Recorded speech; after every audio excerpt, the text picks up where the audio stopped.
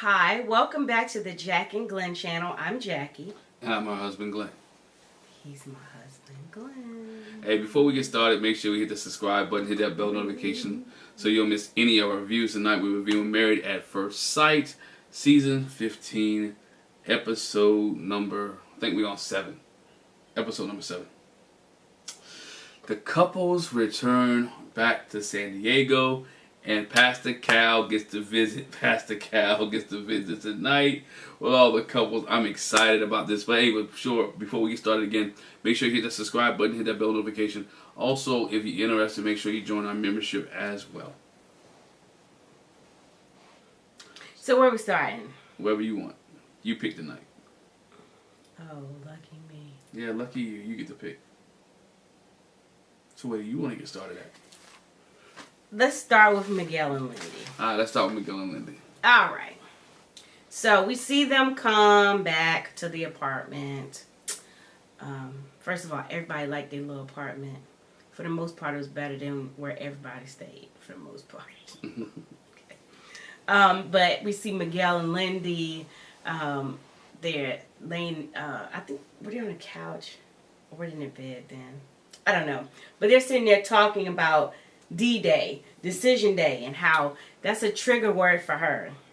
Yeah, she's so nervous about this D-Day situation, and I think he made her that way because he talked about the 8 weeks, and I don't know what I'm going to do after 8 weeks, and I'm only here for 8 weeks when it was on the honeymoon. I think she's triggered that because she wants to be married for life. Mm-hmm. She doesn't want this to end up in a divorce, and she doesn't want to do it again. She wants to be married for life. Yeah, and you know, she says, like she said, it stresses her.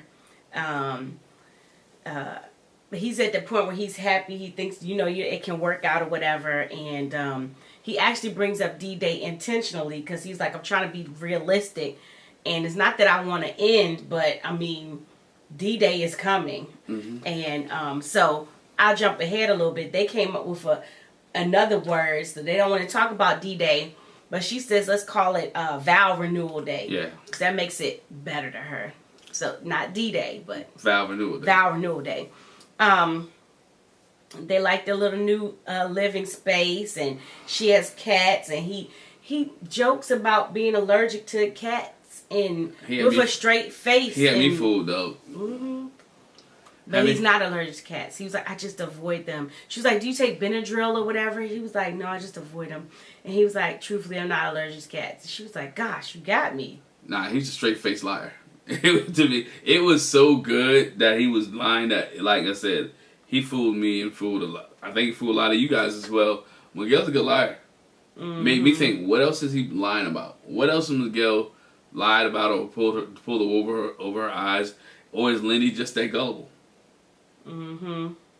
And how long he been keeping the lie up? Because she really thought that. So when did he tell her that she was allergic to cats? That he was allergic to cats? I don't know. Which, again, goes to her stress and her anxiety when it comes to D-Day. Mm-hmm. Because she's like, it don't make sense to keep bringing it up. But yeah, because he can lie to her until he can say no. I mean, he can say yes, and he go back in there and say no. Mm-hmm. And do it with a straight face. Yeah, so she's leery that they could spin out. But anyway, so they wake up the next morning and she says, I found out that I snored. And he was like, actually, you snored in Mexico. I just didn't say anything. She's like, oh, wow. Okay. Why she never knew she snored before? No. So from there, they go to see each other's places. And they go to his place. And she's like, oh, it's a cute little open space. Mm-hmm. To me, quite similar to some of the other people's places. Like studio style. But his wasn't that bad though. No, it wasn't, but they got some small places. Yeah. But he was like in the kitchen. That's where it all goes down. He likes to cook, so that's his favorite place. She sees his protein there, but she also finds some leftover bacon grease and she was like, do you actually use that? He was like, yeah. She was like, please, no bacon grease for me. He's like, nothing goes to waste here. Nothing goes to waste. I'm using bacon. Now, mind you, I'm sitting here counting. Like, y'all been on a honeymoon for a week. You've been dating. Y'all been on a honeymoon for a week, and then you had the marriage, and you kept bacon grease in the refrigerator. I don't see... I'm sorry, I'm old school. We kept baking grease on the stove. Oh, okay. I thought you was trying to say something else. We kept baking grease on the stove. I had never seen anybody put bacon grease in the refrigerator. No, yeah. You just leave the bacon grease out. I thought you were saying something else like, why does he have bacon grease after that time? I was like, you already... Yeah, why does he have it at that time? But if you did have it at that time, why would it not be on the stove or out? Why would it be in the refrigerator? He must have put it in the refrigerator before he left. It got hard. I mean... I don't know. I mean, it's gonna get hard. Y'all know your grandmother had that can of grease, or your parents had that can of grease sitting on the stove. Did. I'm just saying. And did. But he shows her his workspace, and he was like, I have my little toy. She was like, are you working or playing?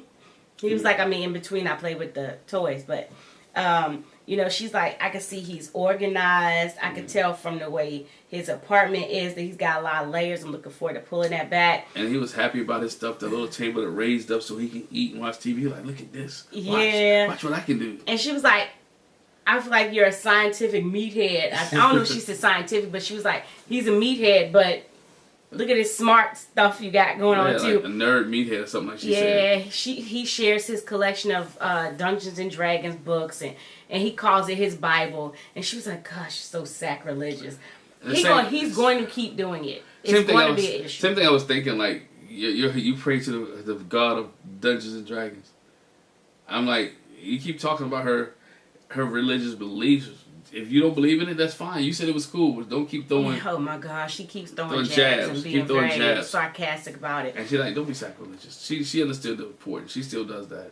Yeah, at one point he says going to the bathroom and he comes out, he's got his costume on. It's his alter ego. He's Bear Man. That's really creative. That's creative. I'm sorry. That's really creative. What's creative about I was being sarcastic. Oh, I'm like... Being sarcastic. What? It's not creative at all. Bear Man, right? Bear. And she was like, oh, maybe we can wear that later. Or you can wear that later. No, whatever. No, absolutely not. Don't come to me. No. But in his vignette, he talks about how, you know, the connection that they've developed in a week. Sometimes it's taking him months to years to develop that. So, you know, he's surprised by that. And, you know what? They didn't go to her place. Didn't go to her spot. Well, at least we didn't see it. I'm sure they probably went. Yeah, but we didn't see it. We didn't see them go to her spot. Because next thing we see is him coming home with some flowers for her. He's got one in between his teeth. And she's like, oh my gosh, she brought me flowers or whatever. Oh, being so romantic. Romantic. And so they have a conversation again, like I said, about D-Day and how we're going to change it to Vow Renewal Day. And, you know, he says, in the beginning, I was looking for a reason to, you know, back out. But you're winning me over. And, you know, I don't necessarily feel that way anymore. And I think we have it in us to fall in love with each other. And I mean, he was a runner. I think he's still looking away for a run. I think he's still looking for a way to get out. Yeah. If something doesn't go right. Because he said that's his MO. That he ends things quickly. Or he ends the relationship. So I think he's looking. She might be making him comfortable. But he's still searching. Mm-hmm. I mean, that 1 week hadn't changed him that much. But I'm sorry. It's funny that you said, because she said, you know, she's never gotten this comfortable with someone before. And, you know, the one thing she said about him is he doesn't keep her guessing. She knows where he's coming from. And, you know, he's transparent, which is not necessarily true because he lied about the cat. But anyway.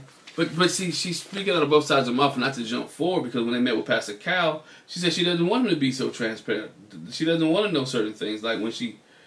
You know what I'm saying? Like when she mess up or when she do things, do you want to be transparent, or you just don't want to be transparent when it comes to things that you do that irritates him? Mm-hmm. I think that's what it is. She doesn't want him to be transparent when it comes to things that irritate. Because what he shared with Pastor Cal is, you know, that her concern is, you know, she needs reassurance about the permanence of it. And his thing is, Pastor Cal talks to him, he was like, you know, I've often stayed in a relationship even though I've felt some time before that I need to go. And so when I tell the other person, they're surprised, but I've already been there. Oh, yeah. I've already been there. And so, you know, she's like, I'm concerned about his feeling because you feel like you're in love and then you might just come out of it. How, you know, it might be easy for you to just fall out with me because you're not feeling it. And then I won't know. But then she also says, don't tell me. Don't tell me. Doesn't make sense. Doesn't make sense. Yeah. What you want him to tell you so y'all can try to fix it, get it right, to deal with it. And that's one thing I had an issue with Pastor Cal, because he never really gave them kind of advice, if that we saw. Mm-hmm. He never really gave them advice on that situation, which could have been a major issue. How do they handle that? How do you fix this? What can I do to alleviate my feeling on this? Or what can he do to, you know what I'm saying? What can we do? This is our issue we're having. How can we fix this? Mm-hmm. The only other thing that Lindy talked about with Pastor Cal was the fact that, you know, she was like, everything's going well, but she wants to see the realness, you know, the conflict, how we deal with the conflict. And Pastor Cal said, I mean, it's inevitable that you're going to have issues or whatever, but don't invite the conflict. Yeah. Don't just, Trust me. Let it come. Let it go. I mean, you're going to be married. If you're married, any married person understand that you're going to have conflicts. You're going to have disagreements. Like Pastor Cal, I totally agree. You let it flow. You let it come when it comes. But while you waiting for it, what they should be doing is setting rules of engagement. Mm-hmm. How do we argue, right? What does argument look like for Mcgill and Lindy? Do we go Mcgill or do we go Rachel and Jose? Will I lock you out? You know what I'm saying? Or do we have a civilized discussion? I'll let you speak, I speak, and we try to fix this thing in the middle. I think that's why they're waiting for the major blow up to come. They should try to figure out what the rules of engagement are. Mm-hmm. You know. So that was really it with Mcgill and Lindy. Nothing major this time. So let's go to Kristen and Mitch. Yep. All right. And so we see them come back from the honeymoon. They commented on the apartment, how nice it is, and it's actually, bigger than both their individual spaces. Yeah. There's a dishwasher there. Neither one of them have a dishwasher in their apartment. Mm-hmm. And, they're in the bed with their hubby and wifey shirt on, and he was like, look at us, we're at the place where I'm sitting here basically with this corny shirt on. Yeah, because he did not like that corny shirt the first night. He was like, nope. And then he felt bad. Yeah. But she says, I think getting into our regular routine will be good for us, so we can just, start going in that flow. They go to his place. And in his place, he's got lots of plants. Remember, he's an environmentalist. He's got lots of plants, but he's got lots of boards. Yeah, surfboards everywhere. Surfboards everywhere. And mind you, this space is small. Mm-hmm. His space is small. And he's got his e-bike in the apartment. He talks about how he's got the one bathroom there. Oh, my bathroom's kind of dirty, though. I water my plants in here, and it was not. It wouldn't be a bathroom that I would go use it. I mean, I wouldn't. Just I would have to clean it first. And by the time you clean it, it's like you don't feel like using it. But anyway, so he's got his water machine there that he wants to bring back to the apartment. Yeah, nobody should drink fluoride. Yeah, I got a fluoride filter because I don't ever need to drink any fluoride or whatever. He's got food on his stove. When's the last time you use this? Actually, I use it pretty often, but it's like you've been gone for over a week. Over a week. You didn't clean it. He got rodents. He got animals. He got friends. She was like, did not expect this in the apartment. There's no way I would be coming back here. I would not be happy in a dirty environment. He has a garage in his apartment that's that. Yeah. A whole junk room. A room that he just throws stuff in. A whole junk room. Oh, it was terrible. It didn't even look like a room. It looked like a hallway. Yeah, it was terrible. And then he just throws stuff. It was terrible. The back seat to his car, some seats for the e-bike, some surfboard stuff. If you name it, it was in that corner. And his fridge was nasty. And yeah. Mitch is dirty. He was like, Mitch is dirty. He said, I'll admit it, I'm a failed minimalist. It was terrible. Mitch is dirty. He's not the cleanest person in the world. They go to her place, and it's a studio. She got some, we'll talk about Justin too, but she got the kitchen, living, dining room. Kitchen, living, dining room, yeah. Kitchen, living, dining room. Her dog Luna is there. Luna's got asthma, and she's does a whole lot of deep breathing, loud breathing. Luna has issues on top of issues on top of issues. Luna needs some deliverance. Yeah. She's like, I know my dog got issues. She has to get her wrinkles cleaned frequently. Yeah. She's ready though. She's like, lint brush, you might want to keep this handy. Keep the lint brush handy.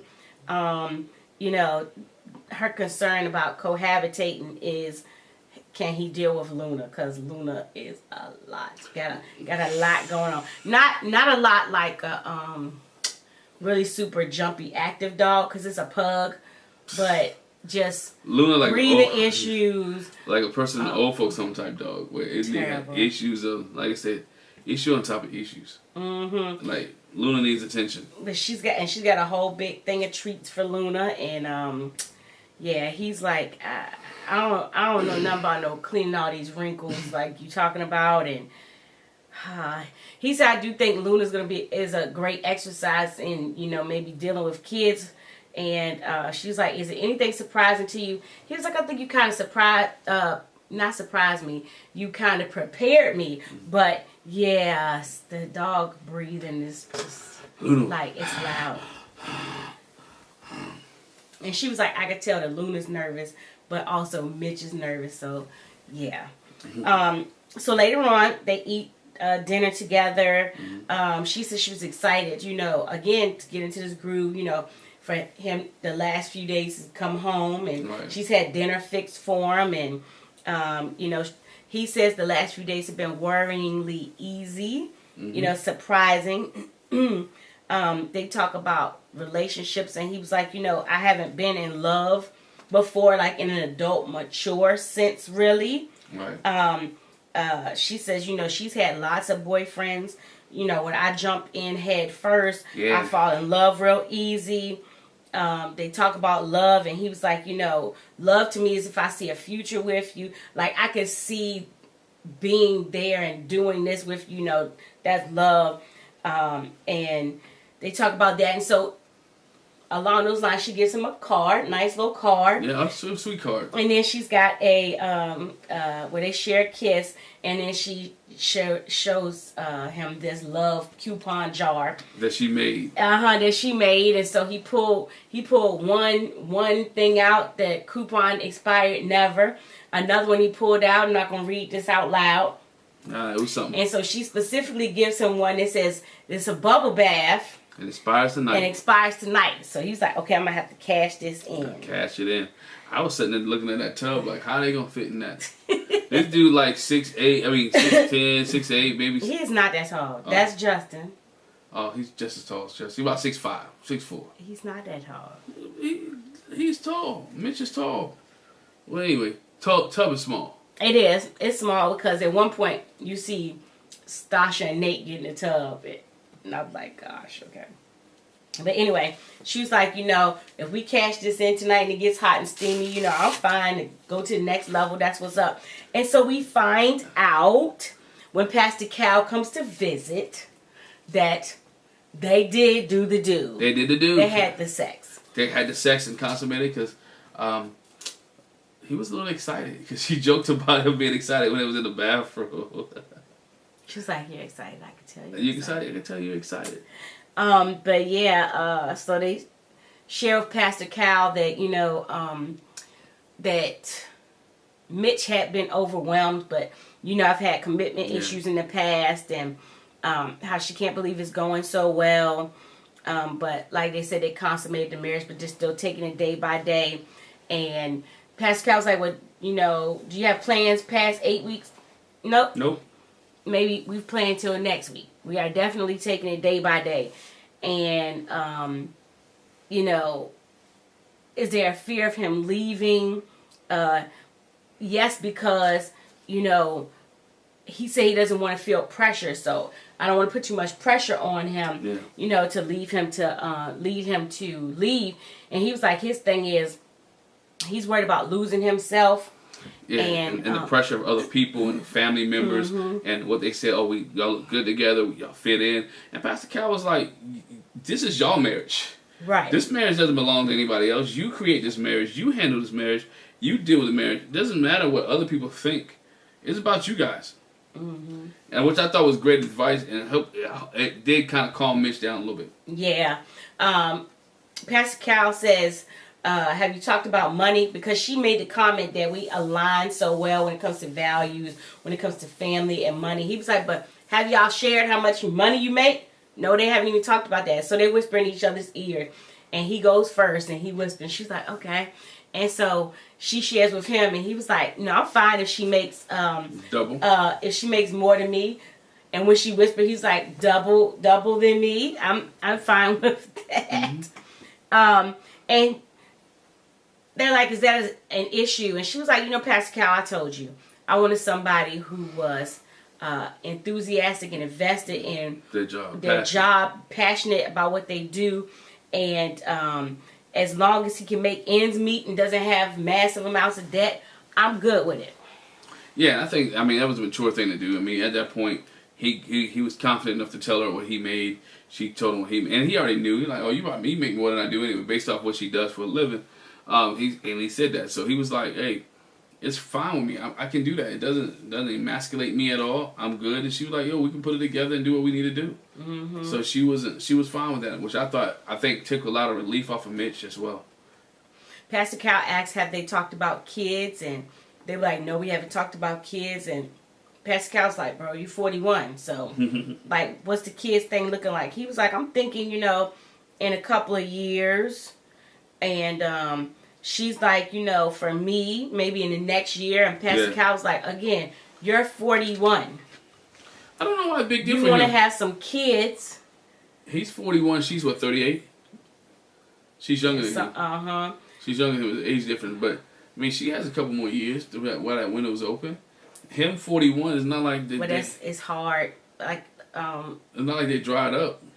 But once you hit 30-something, at least 33, 34, like, you're considered a geriatric mother. A geriatric pregnancy. Okay. So, she does have some concern there. You get concerned about infertility and issues getting pregnant, whether it's him or her. But Pastor Cal was like, y'all need to talk about kids. Act like you're married, and consider you don't have a... So he probably got more time than her, let me say it like that. Right. It's been 80-year-old men that's making kids. Yeah. Who's doing that, getting worms? Baby look old. Not doing it.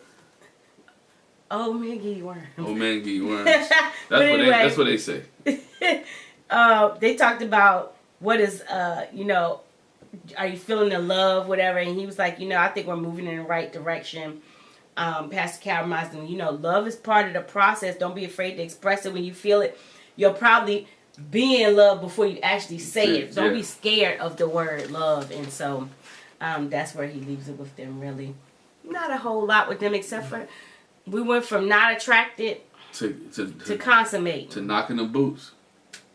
But they are more affectionate. They share kisses and arms around. I was like, okay. You can see Mitch has kind of relaxed a little bit more. Mm-hmm. He realized there's not a major pressure issue, so he kind of calmed down and allowed Kristen to lead the way. What she did with the coupons and all the stuff that she's done is showing her. It shows her leading the way, as she mentioned in the previous episode, that she's gonna take control. She's gonna take charge. That she's gonna make sure everything flows at her pace and her level. Mm-hmm. All right, next let's go to Stasha and Nate. Yeah. All right. They come into the apartment, really nice. She makes him take his shoes off at the door. Mm-hmm. We're going to keep it nice and clean in here. Make sure you put the toilet seat down and all that stuff. I don't think my boy can live up to it. I'm sorry. They go in the bathroom. There's only one sink. She was like, oh, that's a concern for me. And up here, I need to be able to put my hair products, my makeup stuff, put this up there. And he was like, okay, so all your stuff going on the sink, where am I going to go? She was like, it's a drawer. It's a drawer? She's like, so my stuff got to go in the drawer. Most women do that. Yeah. Most women do that. Yeah. Where the dude gets this little sliver of, well, we got two sinks. So this dude gets a little piece of sliver, whatever it is. I'm not saying us, but I'm just saying people in general. So, I don't know. Why do women do that? We have more stuff than y'all 9 times out of 10. Nate look like a guy, he take care of himself. He does, but he don't wear no makeup.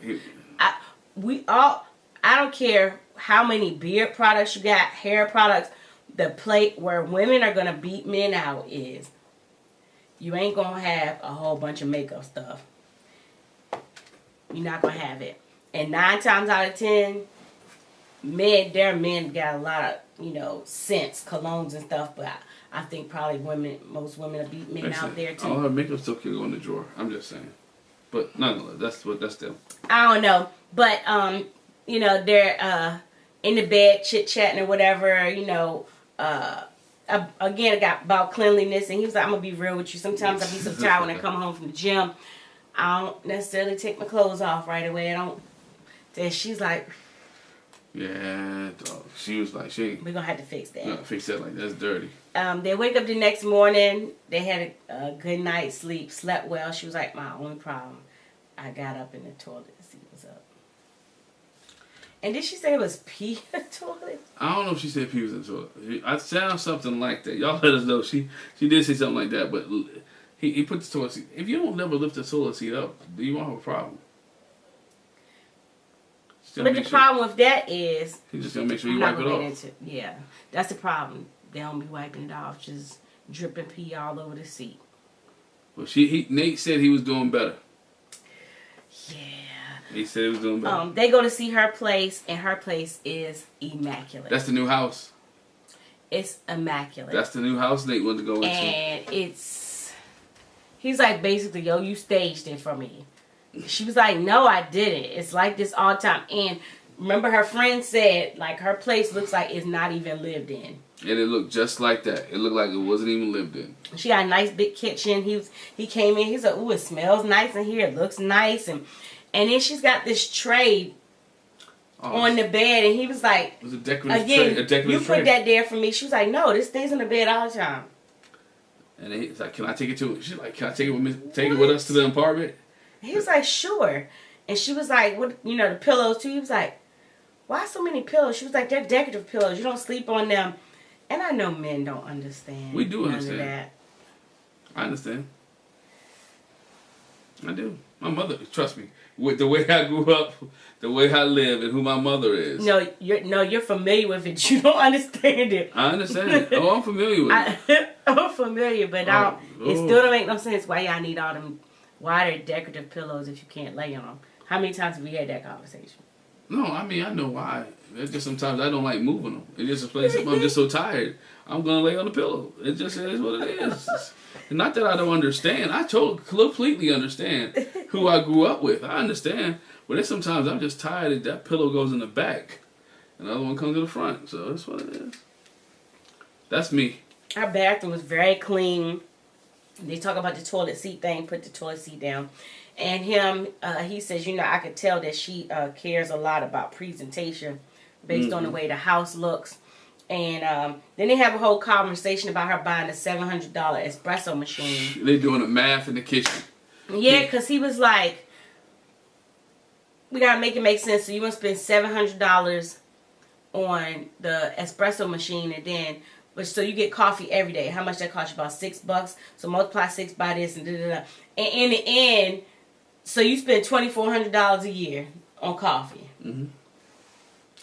And he was like, well, you saved this. She's like, well, at least we save $1,000. And she was like, yay, okay, you built the case for me to get my espresso machine. But I guess his thing is like, but why is it $700? Yeah. I agree. I don't drink that much. I don't drink coffee at all. Mm-mm.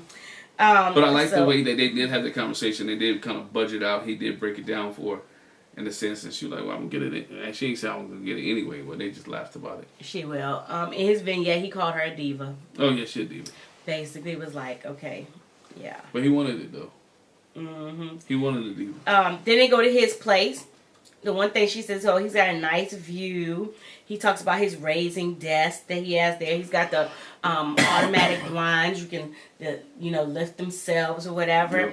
Yep. But when she starts looking around, it's like it's things underneath that ain't as clean. So she was like, his closet was disorganized. It's linty. You got dirty towels in the floor. And you got water stains on the glasses. There's a glass here. It's only 2 of them. Ooh, and this was dirty. Like, who had the other one? Hold on. Hold your thought there. Just me. I know I'm going on Married on First Sight. I know I'm marrying somebody. I'm familiar with the show, so I know they're going to come back to my apartment. Ron from Ready to Love did this. He said, I knew they was coming to my apartment. I hired a maid. I had somebody take care of to clean it up. Why don't you get somebody to clean your spot up? You got wine glasses that still got wine in it and watching an after party, and they said, "Oh, I haven't used those in 5 months because that's the last." Once I went to the process, we stopped the relationship. I stopped going out with people, and I was committed to this place. So you mean you have glasses that been in 5 months that still got wine stains on the inside of them? That's nasty. She starts going through his cabinet. She said, he's got cleaning supplies, but they were empty. She's like, I'm seeing his clean is not my clean. In the pantry, he had like Quaker oat boxes, all kind of empty Quaker oat boxes. He had the plastic from like some napkins just sitting in there. No napkins, but sitting in the pantry. She was like, yeah, I'm gonna have to work with him on this. Yeah, help Nate out. Nate needs some assistance. Yeah, but we see Pastor Cal come visit them, and he's like, oh, y'all look good together. You know, sitting there together and look at the smile on your face. And she was like, what? I didn't have a smile before. He was like, come on now, you know how it was. And she, you know, they talk about what will marriage look like for you, like what will be goals for your marriage. And for him, he says, you know, we're going to be on the same page. And, you know, I had to share the same vision. For her, she said, I want to be financially free and build generational wealth. And have you talked about salary? And she was like, yep. His salary is workable. You know, I don't have no problem with it. And Nate wasn't scared of shit out of his knee. He said, I make $150,000. Yeah, he said, you know, his is too. And she's like, you know, for me, I came in very open. You know, we talked about kids, but he has a particular number that he wants to reach for his salary before he feels comfortable enough to have kids. Because y'all know, you know, kids cost money. Yeah, they do cost money. But dude, the salary that he asked for, the salary he wanted was like over $200,000. Like, bruh, just go have kids. It's gonna be okay. Bro, I know it's people that ain't got 2 nickels to rub together. They got kids. And taking care of them. Ain't got 2 nickels to rub together. And he wants. And they got more than 1 kid. And he has realized too his wife. And I'm not talking about anybody specific, but I know instances. Mm-hmm. I think we all do. And then he has realized too his wife is not getting any younger.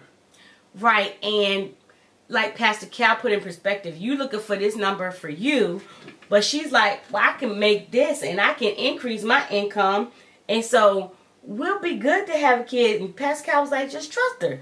Y'all good. Yeah. Don't be waiting for that. They talk about affection.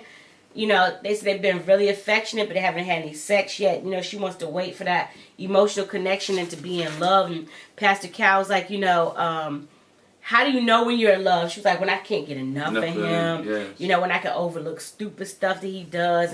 And when I can feel that feeling in return. And Pastor Cal's like, well, are you? She was like, I'm not there yet. And which is right. I'm glad she's honest. I'm glad she admitted. And I'm glad they compromised on the sex thing. Mm-hmm. That it wasn't a deal breaker for him. You know what I'm saying? Mm-hmm. It wasn't a deal breaker, but it was something that she needs to move towards to. And they agreed. Mm-hmm. Hey, more power to them. She says that she has been open with him about her history and her past, and she wants to see his soul. She wants him to bear more. And Pastor Cal was like, you know, you need to be more vulnerable, whatever. And, you know, take the time to share it all. You know, force yourself to go deeper. And she's like, I want to know it all. I want to tell me about everything. And so later on, after the visit, they say, you know, they talk about how did you feel talking to Pastor Cal. And she was like, you know, I feel better after the visit. You know, I want the details of your life. You know, go deeper. I know you said you don't have a relationship with your mom, but why? What happened? How old were you? And he was just like, I don't have no emotional connection to that woman. That's my biological mother. Yeah, you can see it's deep. He may not have a connection, but he still have feelings. And he still have issues. He still have unresolved issues and unresolved problems that he needs to work out. And he doesn't want to do it. At all. Because she shares, you know, me and him are in similar situations. You know, I got my biological father, his biological mom. But she was like, I still have emotion there because I'm like, I wish it wasn't the way it was and how it went down. And I think he's so, whatever it was that actually happened, the turning point is so traumatic that, like, he shut those feelings off. I think me and you had a conversation. I think he has turned them off, so he doesn't have any feelings. I think he has a brick wall up when it comes to her that he doesn't even think twice, right? It's just like, okay, boom, she ain't been here, let's move on. I mean, so I think he does have that wall up. And that wall will continue to stay up unless Pastor Cal and her are able to break it down. Until he wants it to come down. Yeah, but she was like, she questions if he even knows how to be vulnerable. And he might not, because maybe that's the problem. You know, he was vulnerable with his mom, you know. This is my mom, she's supposed to love me, and she didn't. Yeah. And so. She abandoned me. Yeah. That's abandonment issues. All right, from there, let's go to Morgan and Ben. Yeah. We see them sitting down, on. She was talking about holding on and stuff. Dog, she is like, she's holding on. Anyway, she's holding on. Well, when they get back to the apartment, of course, everybody, like I said, everybody's like, oh, the apartment's nice and everything. And he talks about cleanliness, because we know he's very particular and stuff. And she talks about washing her clothes. And he was like, can you do me a favor? Can you wash your clothes before 4? Yes, dog. And then while you're at it, too, I mean, you know, we're in San Diego. It's pretty bright, you know, for a while. Let's not turn no lights on until 6 o'clock. He's very frugal. We're talking about cheap? Frugal, yes. Frugal. He is cheap. Because he even said, let's turn off the unplug equipment. He said, no, you can't take that, because she was at her apartment and she wanted her coffee maker thing. He's like, oh, this triple wire here, we can't take that. But he said specifically the thing that rubbed her the wrong way was like, we want to unplug the game console. And she was like, wait, hold on. Now, you can't unplug my Xbox, yo. Let me stop. She didn't say whatever that. She got. She didn't say that, but that's what it was sound like. You can't, yo. Everything can stay, just not the Xbox. But when they're having this conversation, she's like, okay, I'm, take my shower, get ready to go to bed. He's like, okay, that's cool. I'm going to turn the lights off. And he like turns all the lights off. He even turned the light off for the bathroom. She was like, nah, I'm not going to take no shower in the dark. It was like it was almost watching a grown up with a little kid. No, cut the light off. You got that light on, cut that light on. You got that light on, cut that light off. It's like, that's bad. That ruined relationships. That definitely ruined relationships right there. So yeah, but like I said, she did compromise on the washing the clothes. She did. But that was about it. We see them go to her place, and he was like, can I take my shoes off? She was like, no, you don't have to. He was like it's an Asian thing, take your shoes off. He looks around. She's got lots of pineapples. And he was like, oh, okay, I like pineapples. And yeah, that's when she talks about wanting to take her espresso machine. Yeah. Because she has to have her espresso, her caffeine. And he was like, but this got a lot of wattage. Mm-hmm. It's going, we can save some money by not. And she's like, look, I'm taking my espresso machine. He's nickel and diming her. And you can't nickel and dime certain things. Certain things you just got to bite the bullet on. I think when you have a new wife, you just bite the bullet on. Yeah, and he kind of said that. He was like, yeah, I'm going to have to bend on that. So. Yeah. He's like, though, her apartment's like kind of sort of just a little messy. And I don't know how he got to this, but she's got a massager that she used on his back. And he sounds like the kid talking into the fan. The massage gun. He likes the massage gun. He's like, can you bring that with us? Yeah. I need that. That was, he said, I hurt myself playing basketball or whatever he did. I need a massage gun. She talks about I should have did that. But she's got a cat, and the cat's in there hiding. And he was like, okay, I forgot you had a cat, and it actually smells pretty good in here. I guess... Yeah. You keep it up. And she was like, yeah. I got the litter box for the cat. And, we clean that up frequently. And he was like, okay, but does the cat always go in the litter box? Would the cat pee on my shoes? Would the cat pee on? And she was like... What is your fixation with pee? No, it's just like, what do you... You must don't know nothing about cats. He was like, look, I rescued dog. Dogs are different. He's like, dogs pee when they feel like it. They don't necessarily have no schedule. Yeah. And my understanding is cats don't either, but cats go on their own to the litter box. I think that's the thing there. You had the cat's gonna pee. Just make sure it pees outside. Make sure it don't mess up my shoes, because he was worried about his stuff. Mm-hmm. Nobody wants cat pee all over the place. They just stink. But again, just make sure the cat does what a cat's supposed to do. If not, we're gonna have some problems. Mm-hmm. We'll have some issues. But he meets the cat, seems to kind of get along with the cat in that moment. But Fat Cat, too. What's that cat's name? I can't remember. I can't remember. It's Fat Cat. But then Pastor Cal comes to visit them. He talks about the issue they had on the honeymoon. And, you know, okay, so here's what it is. Ben talks to Justin because after him and Morgan's conversation, he thought she lied about being a nurse because she didn't have her bachelor's. Right. But no, I'm an associate's prepared nurse. I've been working as a nurse for a while. I just don't have my bachelor's yet. Correct. That was the whole beef.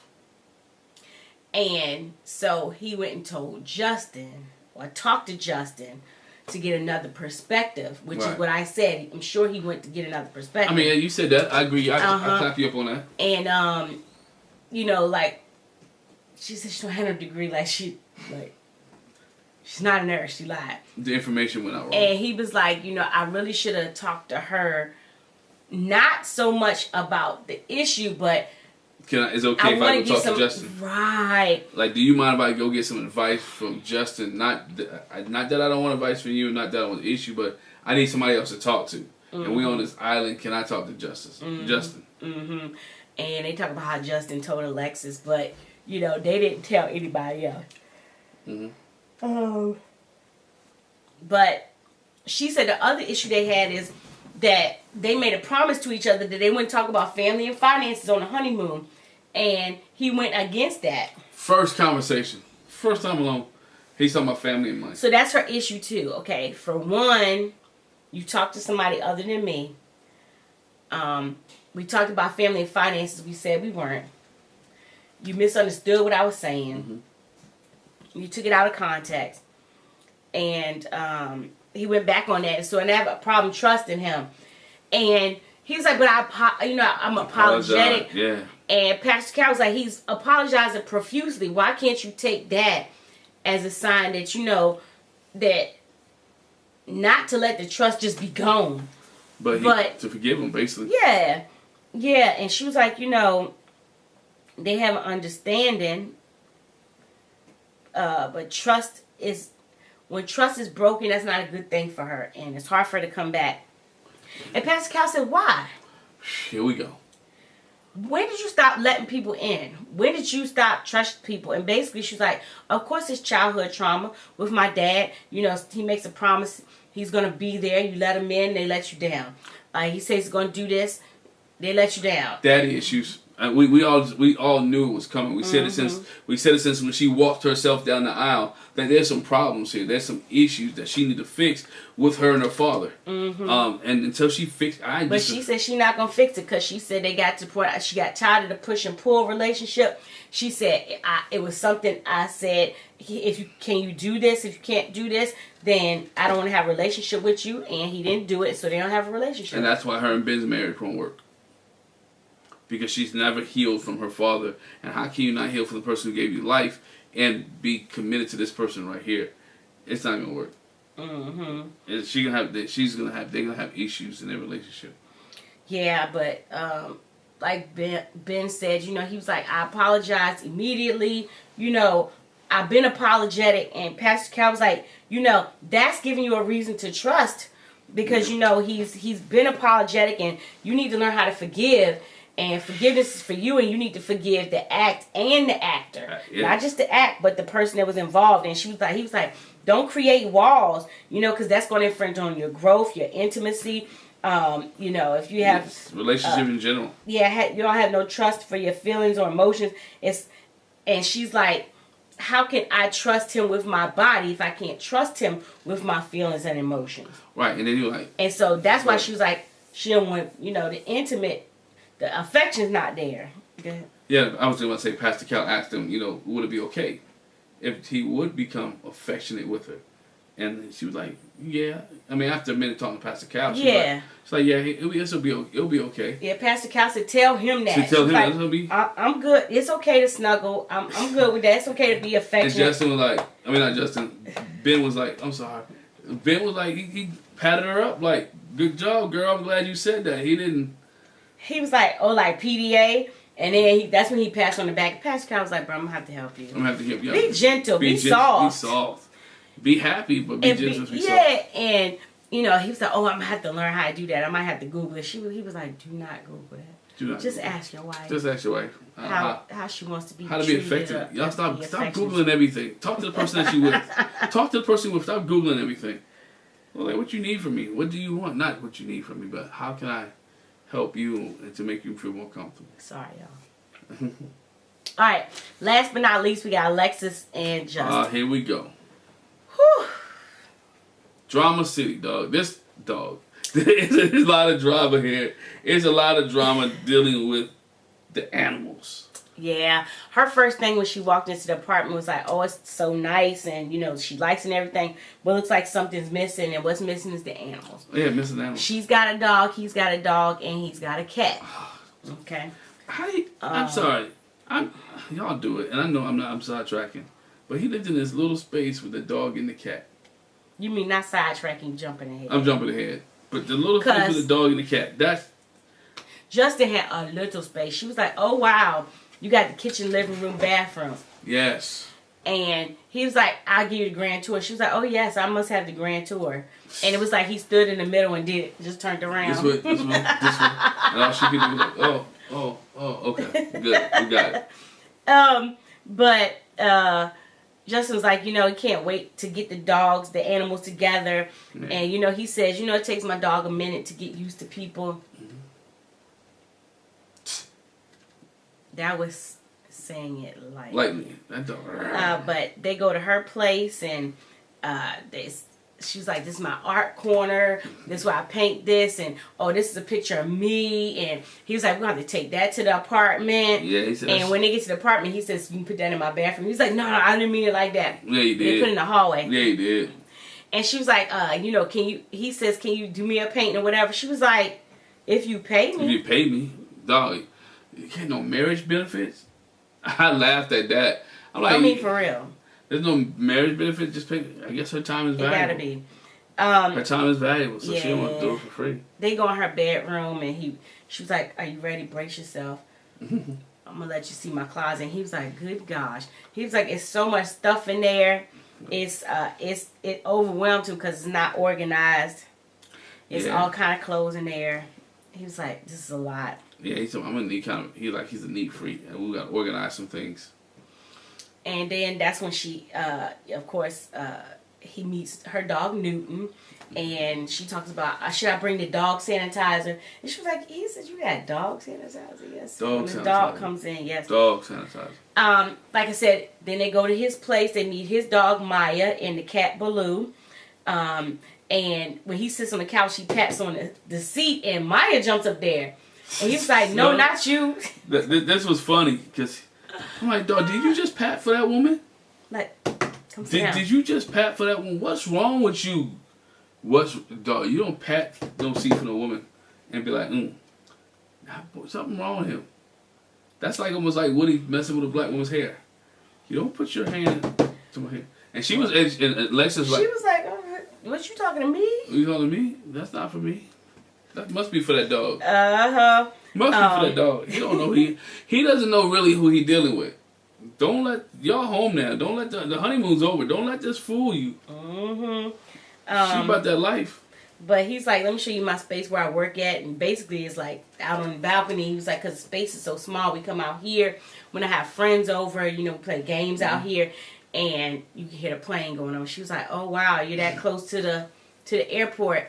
And he was like, as a bachelor, I was like, I figured, it's a good spot. But obviously, this is not going to work for when I'm with somebody. And he was like, yeah, the planes go over just about every 3 minutes. She was like, oh, no. And then he's sitting there looking like, yeah, this small space and the planes is not compatible with my lifestyle. She's like, I'll never come. She said, if I was dating him, we would never come to his apartment. Never. I'll be ready to go home. So later we see them come to the apartment. She brings Newton. He brings Maya and Baloo. And, they're like, how do you introduce one dog to the other?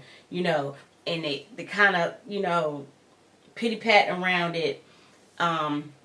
the dogs kind of looking at each other. At one time, Maya did growled at Newton, and then, so they were in the hallway, and Justin didn't do anything in particular. He had Maya on a leash, on a leash, but when Newton went past, Maya jumped out and grabbed that dog.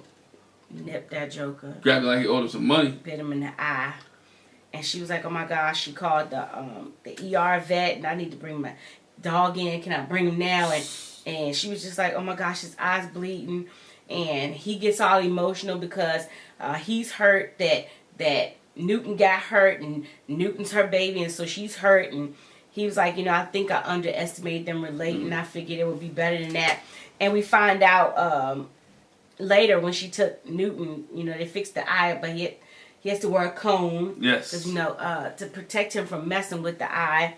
And they had a conversation overnight that we see on the just the apartment camera, where she basically was like, I don't know how I feel about the dog. What if she attacks me? I'm afraid. I don't feel safe. I don't feel safe, and I ain't gonna be no place where I'm not gonna be safe at. It was just, and it was in the kitchen, and she was like, which made me think, I know Maya attacked Newton, but he ain't attacked people. So why she feel so unsafe? Like Maya gonna bite her? Because, and that's understandable. You figure if a dog will attack another dog, they'll attack a person. They're no respecter of persons. They just attack. So. But anyway, so they decided they taking Maya out. Like, he looked like he was driving out into the boondocks, into Area 54. He was out on the coast somewhere where he was taking the dog. I didn't know where he was going. I'm like, I hope this dude, I know they were saying it, like, this dude ain't gonna go drop this dog off, is he? Just in the middle of nowhere. Now, we know people who drop some dogs off. In the middle of nowhere. I ain't gonna say their names. I ain't gonna say names. But we know some people that drop their dogs off. Dog ain't never come back home. No, but she did try to chase the car after She did try to chase the car after they put the dog out. Ha! But anyway, but we know two people that just put their dogs out. Yeah. Anyway, so they're taking Maya to get trained. Some aggression training. It's a place to take the dog to, and he was like, I don't want to leave her there. And like, we're looking at it, I'm like, this look like, it don't look like your typical kennel. It looked like a place where, you know what, like they do not do right by them dogs. Like Maya on her last leg. That's what it looked like. But he was like, I have to leave dog her there. Walking. Yeah, That's I have to leave her there. And, it's like, if it doesn't help, he'll have to think about giving Maya. He'll have to think about giving Maya up. Because, he's like, I want to save my marriage if it's going to be an issue with my marriage. If I have to give the dog away, I mean, it is, but I'll have to think about that. And so then Pastor Cal comes to visit them, and Alexis opens with, we had a miscommunication when it comes to the dogs, and he didn't have any concerns when she asked. He said, that I could trust him that Newton was gonna be okay, and he was like, I genuinely thought that Maya would be fine. And she was like, but he didn't share that Maya's been in some other altercations with other dogs before, and he didn't tell me the whole truth, and he held back the truth, and if you don't tell all of it, then you're not telling the truth. And Pascal was like, I don't think it's a matter of him not telling the truth. He just underestimated the dog. He didn't think that there would be an issue. So, how you going to hold that against him? And, who do you think he is? Like, this going to... And she was like, I don't know. She was like, I'm not sure who. I'm not sure who he is. Oh, my gosh. She was like, you ain't going too far. She loves the dog more than she loves Justin. That's what the bottom line is, right? Well, first of all, let's go back. It's not her dog. Oh, sorry. I can't say dog. It's her child. Her child. Hey, she ain't married to me. I'm going to say dog. Dog. She ain't married to me. She made that man. Look, that's her dog. She loves that dog more than she loves Justin. She's proven to Justin his pecking order, right? Where her loyalty lies. Her loyalty lies in Newton, then Justin, and then whatever else. But that dog is higher than a list than Justin, and that's gonna be a problem in their relationship because the way she handled it smooth. She called the vet and all that other stuff, but she was pissed at him. And she was still pissed when her and Pastor Cal met. And Justin actually ends up crying. It's like, Pastor Cal's like, what's going on? And he was like, I feel like a crappy owner. Like, I should have picked up on his signs. I just really didn't think there would be a problem. And, it hurt me. Again, it hurt me that her dog, who means so much to her, got hurt. And Pastor Cal's like, I see that you feel deeply and you're an empathetic person, but don't beat yourself up about it. You had no idea that it would go like that. I had no clue. And he was like, I need y'all to give each other some leeway and allow each other to be human. Allow for there to be mistakes. And, she was like, but, what do you need from him? Is Pastor Cal actually, she was like, I need him to overshare. Just tell me whatever it is, even if you think it's going to make me mad. And Pastor Cal was like, but that puts a greater responsibility on Justin, to give absolute clear truth. Clear truth. And answers. You know what I mean? And then she goes right to it and asks him the question again. If this happens again, I need you to keep your word about giving Maya away. And he was like, I'll think about that or whatever. It's not a done deal. She's like, wait, hold up. We said it was a done deal. We said it was a decision that was made. And we said, so you coming back now? Look, if Maya comes back and there's no change, she was like, I'm not staying where I don't feel safe. And I'm not being married to Justin. She said her marriage will be over if Maya comes back and Justin doesn't get it together. I'm tired of Justin crying.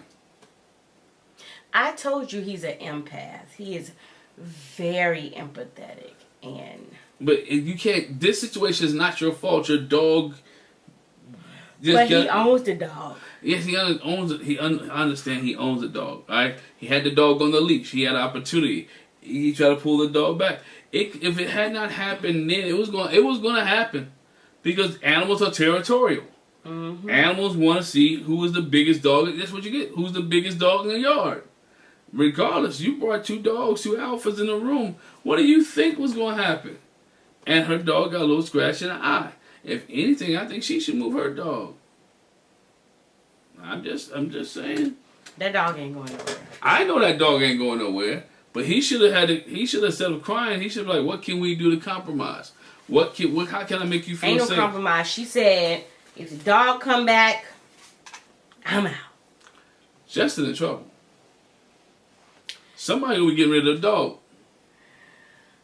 Well, Justin might be getting rid of the dog. I'm gonna keep my eyes out. We'll see what happens with Dog Gate. It's bad. It's bad though. But I mean, it just messes with the relationship. If he's gonna cry, and I'm almost done with the crying thing. If he's gonna cry every argument they have, she's gonna walk all over him. Mm-hmm. She's gonna walk all over him.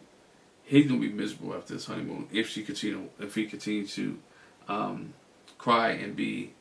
I don't want to call the man soft. I don't want to say soft. Very empathetic and make everything about him. Sorry, I won't put it that way. Make everything about him. Because Pastor Cal said, it's okay. Treat yourself right. Mm-hmm. You can't make everything about him. So it's gonna be interesting to see how these couples pan out because there's been a lot going on. Yep. But that's it for tonight. That's it for tonight, y'all. Make sure you hit that subscribe button. Make sure you hit that bell notification so you don't miss any of our reviews. Once again, make sure you check out some of our all-star panels. We have some great panelists. We have Talisa Ray. We have August Love Story. Make sure you check that out. Also, check out August Love Story. I have a podcast that we have that we did with them. So check out that as well. So yeah, check it out, y'all. Check it out, and make sure you join our membership also. So once again, ladies and gentlemen, thanks for joining us, and have a great night. Bye, y'all.